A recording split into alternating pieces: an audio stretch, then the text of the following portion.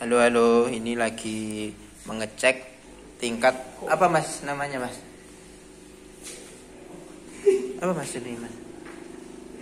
Gas buang. Ya, untuk mengukur gas buang kendaraan. Emisi mas, uji emisi ini.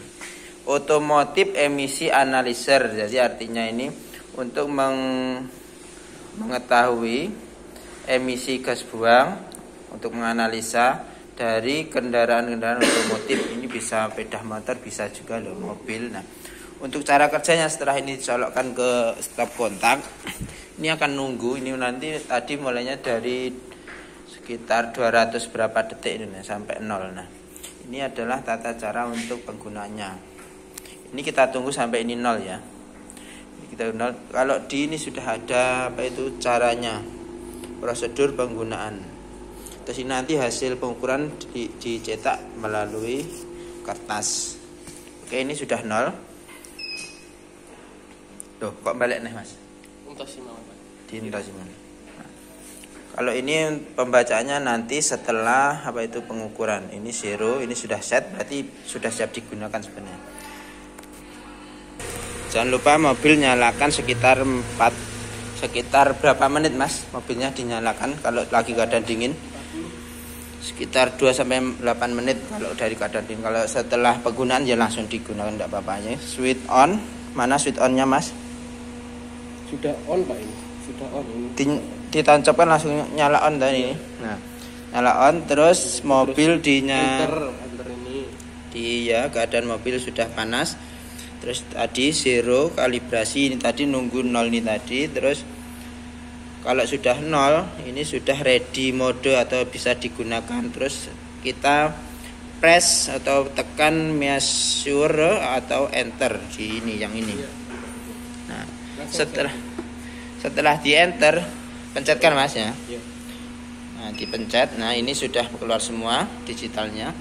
Kita insert the probe atau masukkan ujungnya, probe atau apa itu kutub. Nah, ini ya, dimasukkan. Nah, ini kan selang. Ini pembacaannya lewat sini selangnya. Nah, selangnya ini masuk ke dalam bawah belakangnya ini banyak filternya agar mesinnya tetap bersih. Nah, ini mulai pembacaan. Kalau ini apa mas? Ini ada selang yang bagaimana? Tidak tahu pak. Di sini juga ada colokan VGA ya untuk tampilan di komputer. Ini untuk pembacaan sekitar 40 detik setelah tadi dimasukkan alatnya tadi. Indikator kalau sudah terbaca mana mas ini mas? Ini berhenti pak. Yang mana? Yang berhenti ya. Ada indikator titik kah? Enggak ada. Enggak ada. Yang berhenti yang mana? Kalau kelamaan? Enggak apa-apa. Nah, enggak apa-apa kalau kelamaan. Berarti ini hitungnya kelihatannya rata-rata ini. Jadi kalau kelamaan dimasukkan enggak apa-apa. Udah mas, mana mas? Sudah ya itu. Kan sudah enggak berubah banyak kan pak. Nah, ini kalau ukurannya sudah stabil, enggak naik, enggak turun terlalu banyak, kita bisa lepas probenya. Ya, dilepas dulu apa? Ya, di print enggak apa-apa. Di print mana? Di print mas. Untuk print hasilnya. Bentar. Nah, itu ya. Oh. Ya, ini kalau mau ngetik ini. Coba kita lihat ini. Nah, ini hasilnya keluar. Itu sambil kita ngeprint ini tidak dicabut tidak apa-apa mas? Tidak apa-apa. Nah, ini hasilnya sambil kita lepas saja ya biar aman. Ya, kita tarik. Nah, ini probenya seperti ini.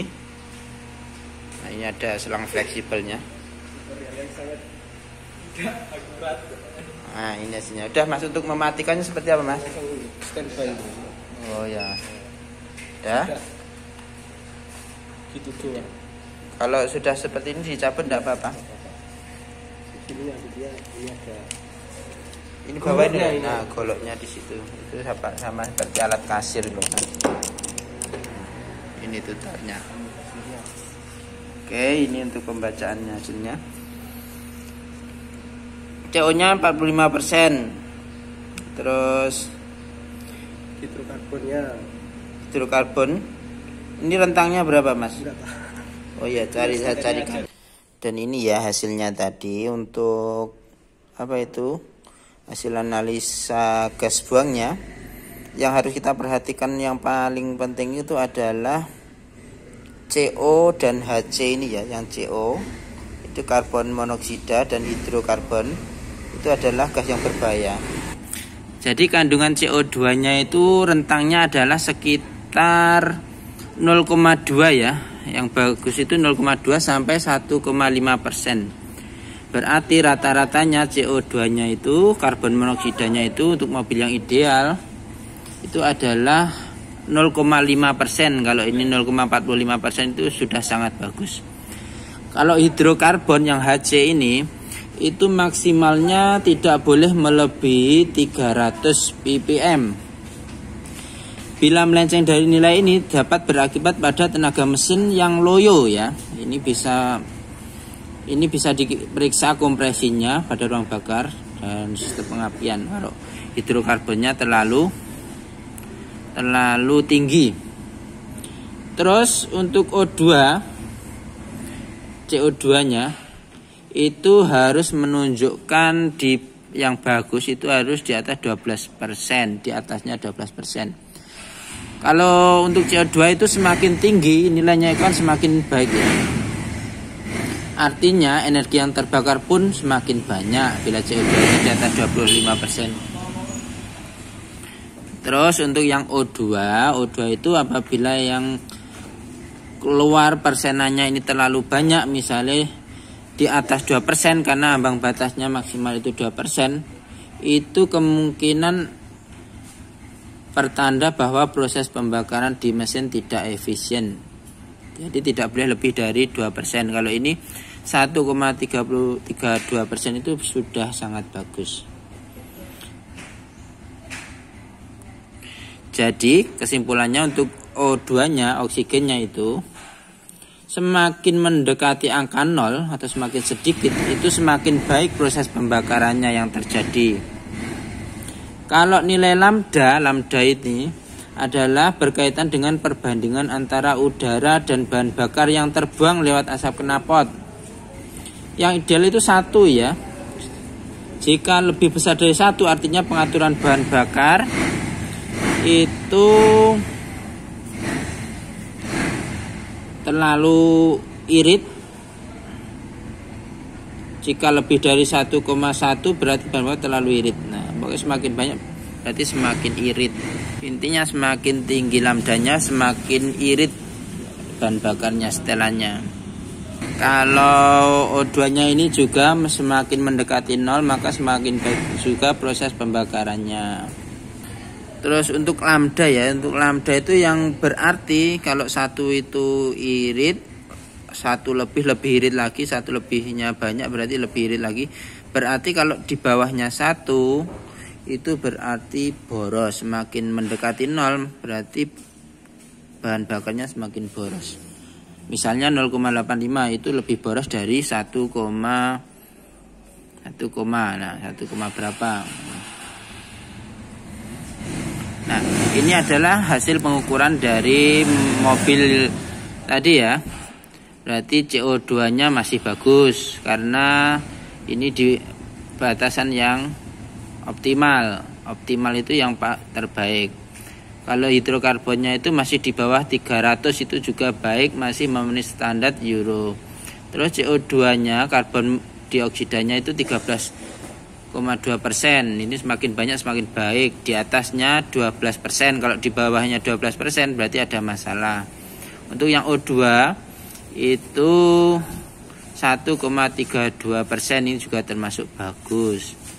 Ini berarti irit. Kalau lambdanya maksimalnya, idealnya itu adalah 1. Karena ini 1,042 itu dibulatkan menjadi 1, itu juga sudah bagus. Kalau lambda itu tadi kalau semakin banyak angkanya, digitnya berarti semakin irit. Kalau semakin sedikit mendekati 0 semakin boros. Seperti itu ya. Terus ini untuk yang tipe injeksi ya. Untuk tipe karbo itu beda lagi nanti. Kita bahas nanti. Oke, terima kasih.